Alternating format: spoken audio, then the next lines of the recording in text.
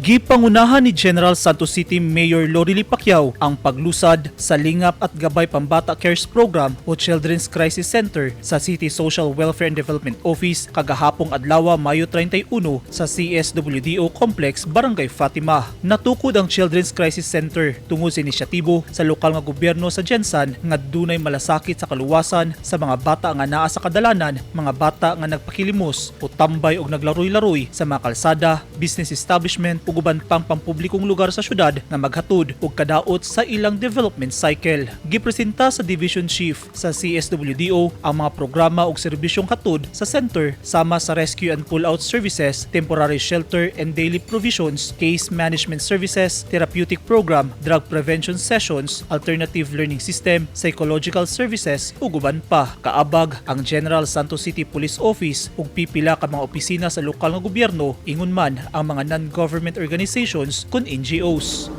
Kanang alagaan, so kailangan nato sila nga matabangan kung sa gyud ang problema, labi na ang mga ginikanan. Kay karon ginapakusog gyud nato ang programa ni LGP karon para gyud sa kaayuhan sa katawhan sa General Santos, labi na sa mga tao nga nanginahanglan.